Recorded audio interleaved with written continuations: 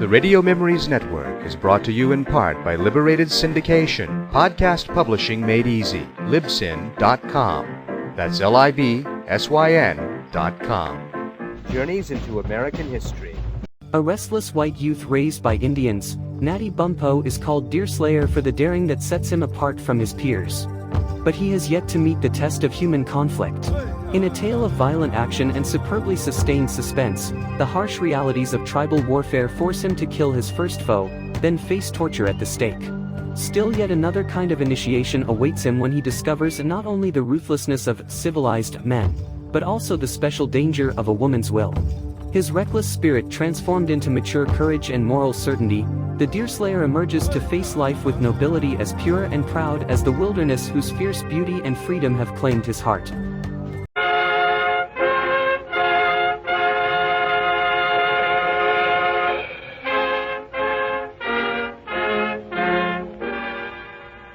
You are about to hear another episode of The Deerslayer, dramatized and directed by Charles Frederick Lindsley.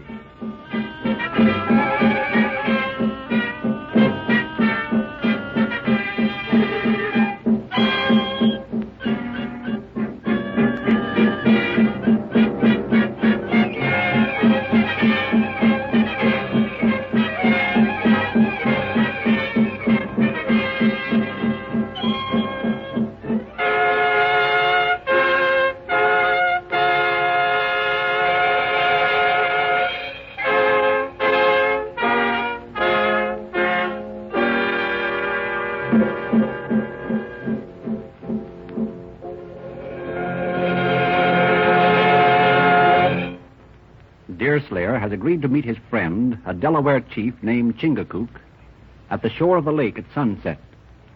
He and Judith in the ark leave the castle and proceed to the appointed place. They are conscious or are watching their movements. Deerslayer tries to throw them off the track of the ark in different direction. At last, swings the barge into shore. Chingachgook is waiting at the appointed moment from the rock to the boat when Judith screams, "Pull, Deerslayer, for life and death. The little savage is after us." Deer seizes the grapnel line, dark blood. What now, Judith? Go still follow? No, they've turned back to shore. They're just burying himself in... We're afraid of our rifles. We're on the lookout, gal. Or they'd hold us. It would have been a hand-to-hand tussle with the odds against us. Will they make another attempt to reach us? Not now. Oh, we are armed. Judith, this tall, handsome young Chingachgook, which signifies so-called tenant.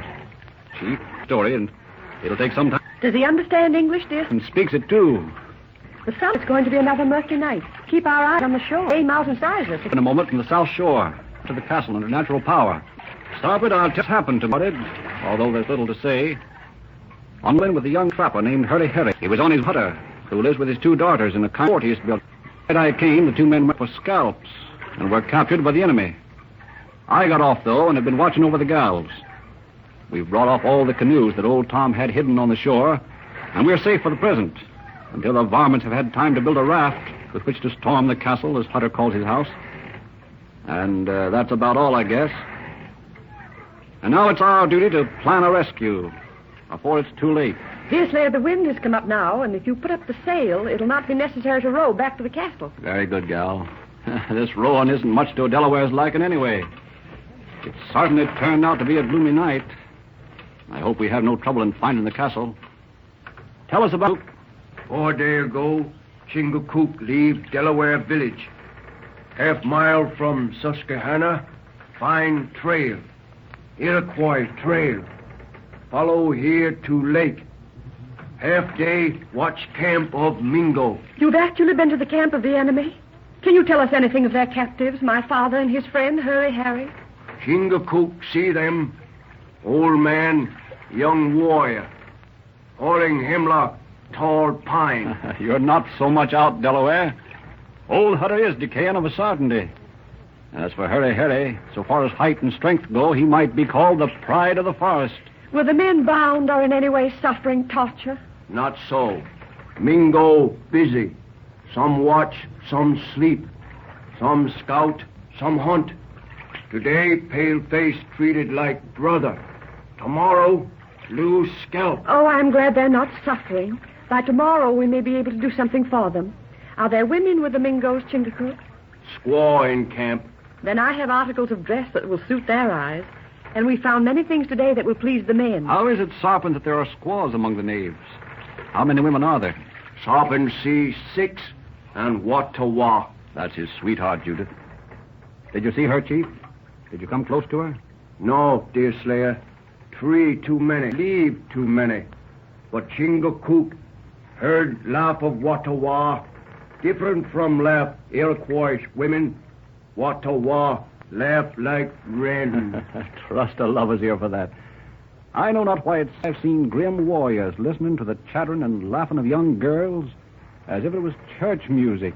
Have you never felt how pleasant it is to listen to the laugh of a sweetheart? Why, Lord bless you, gal, I've never lived enough along my own color to drop into them sort of feelings.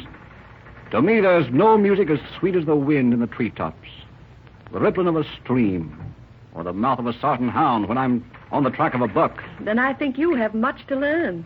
Ace Hunter met Mingo in fight since coming too late. Yes, I have fell in with the enemy, and I suppose it may be said I've fought him, too. Any scalp? I maintain that's again white gifts. Did no warrior fall?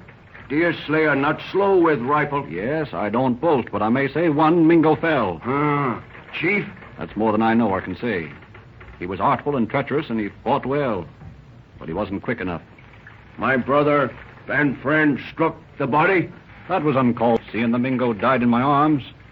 But I fought with the gifts of my own color. I did not take his scalp. Deerslayer pale-face, has pale and hot.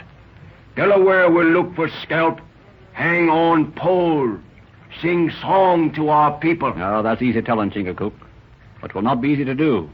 The Mingo's body is in the hands of his friends, and is no doubt hid in some hole where Delaware cunning will never be able to get at the scalp. Listen, Deerslayer. Do you hear anything? No. It seems as if the water was stirring near us. Sarpent here. Something move in water. It might be a fish. Fish prey on each other like men and animals on land. There it is again. You hear something. Listen.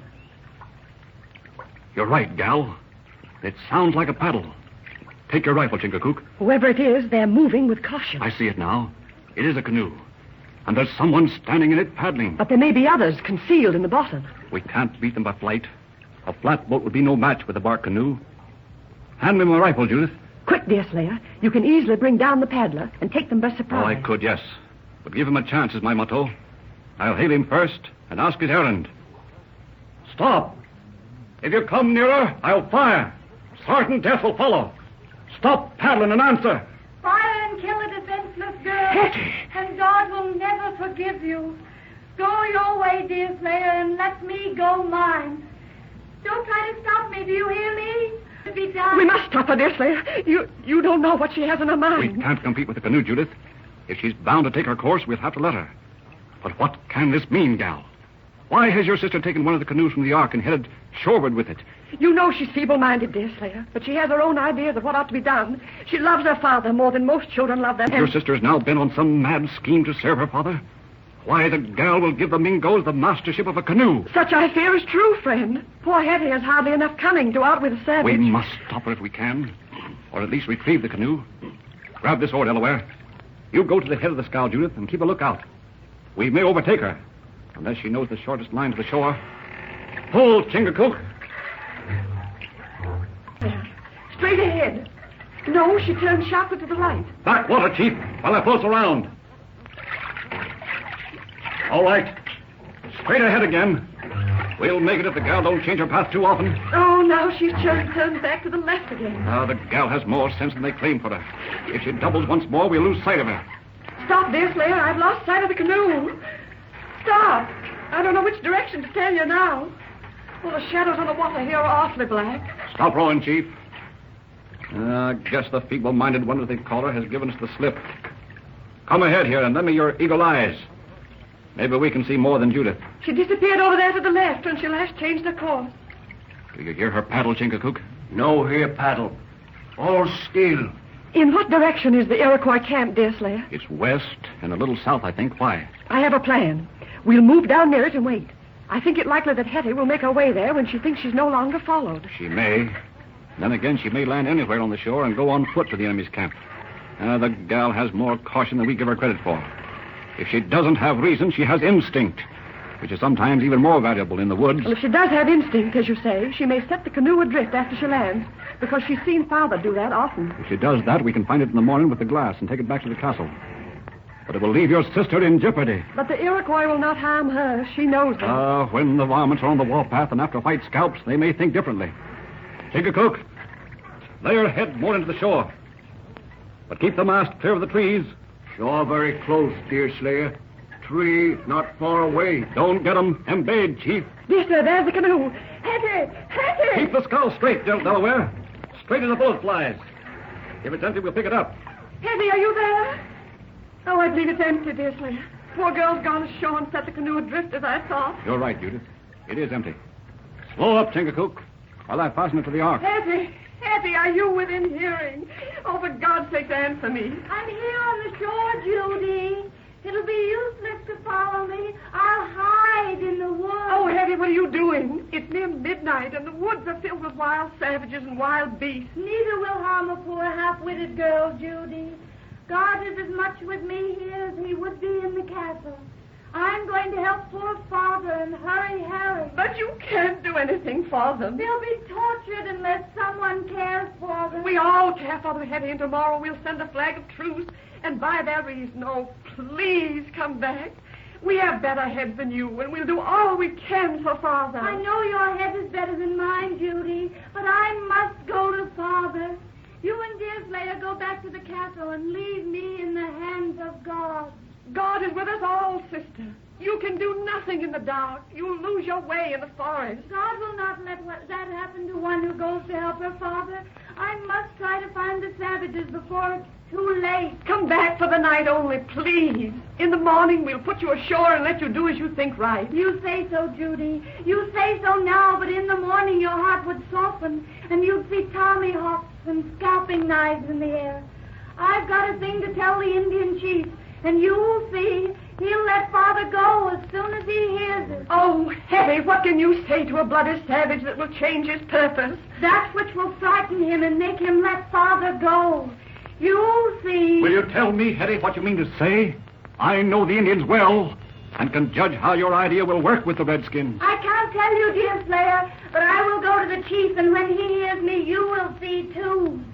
He will send Hurry, Father, and me to the shore opposite to the castle and tell us to go in peace. You'll see. You'll see.